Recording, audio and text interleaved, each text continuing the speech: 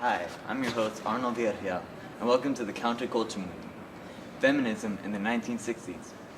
I'd like to welcome you to our guest today, Gloria Sanchez. She's going to tell you a little more about who she is. Thank you, Arnold.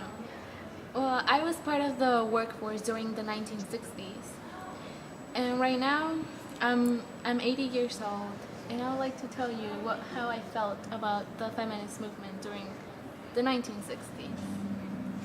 Very well. I'm going to ask you a series of questions, see what you have to say. Okay, first question. While it's true that the introduction of women to the workforce did represent a change, did this change actually go beyond simple composition? Was anything actually added to the workforce?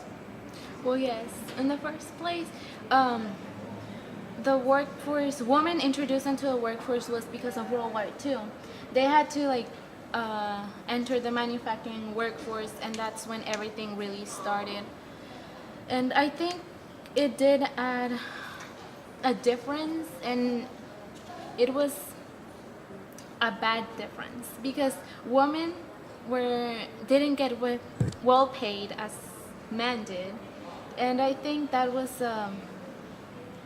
sexist discrimination. Yeah, and women have the same potential as men, and I don't know why there was this difference between women and men being paid differently and treated differently. In fact, a third of all American women worked outside the home. But in the 1950s, most were still restricted to low-paying menial jobs with no chance of becoming supervisors or managers. At the Southern Bell Phone Company, the management had a clear policy on what was appropriate for women. They could be operators, but go no higher. Lorena Weeks worked on a switchboard in Atlanta, Georgia.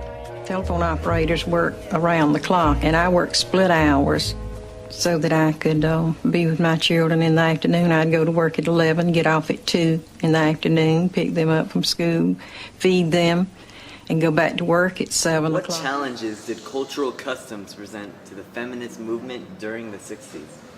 Well, being a woman during the 1960s, it was hard because all you had to do was be at home, stay at home, bear children, do homemaking stuff, and it was, women always had to be happy for their men, and there was no such thing as being a moody woman or like that.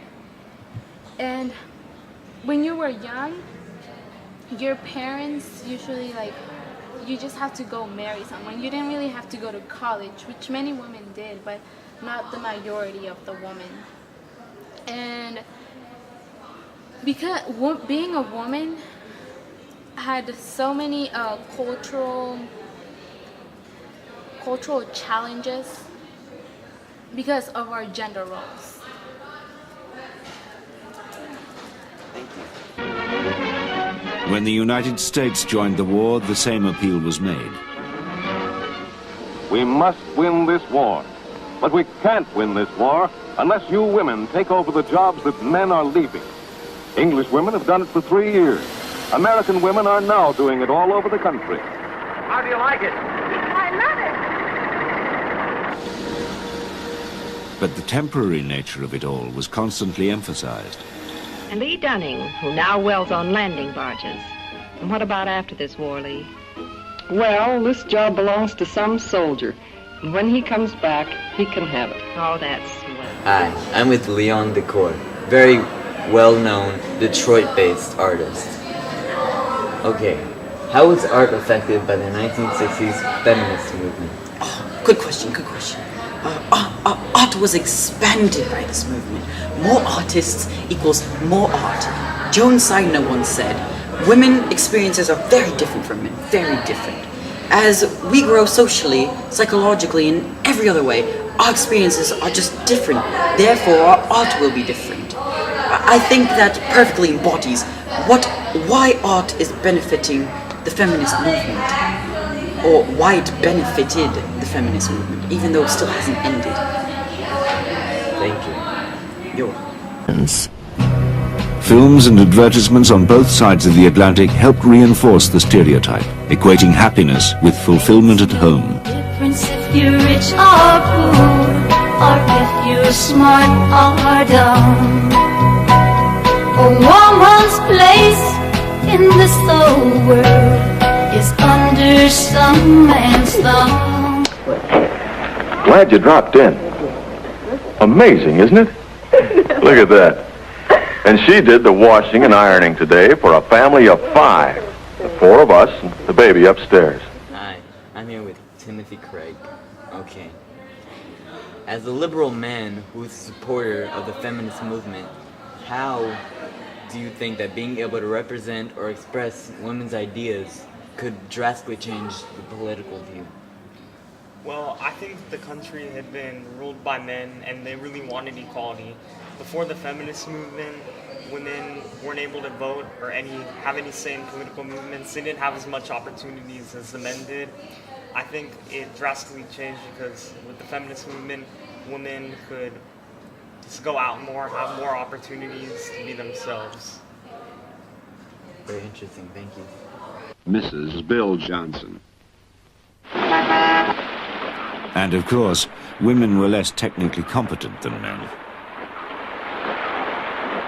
Open the door. Sorry, honey. My watch stopped. That's because you forgot to wind it again, Alice. Even when women's energy the was... 1960s feminism movement affect the environment as a whole? Well, of course there was positive effects, and there were a couple negative effects. I mean, some of them, the protests, could have caused a lot of pollution too. I mean, that's one of the negative effects I'm thinking of on the top of my head.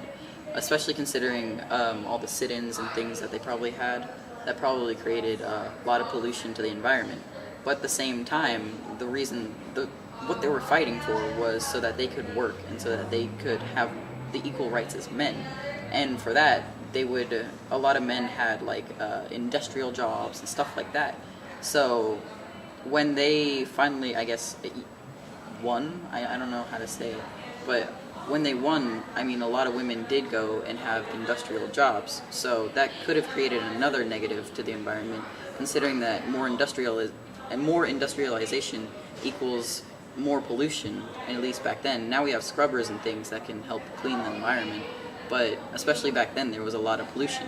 One of the positives, I would say, is there was probably a lot more people working and fighting against pollution and stuff, especially considering the eco-feminist movement, which is the one that we were talking about before, that probably helped clean up the environment or want to help to clean up the environment as industrialization was proceeding.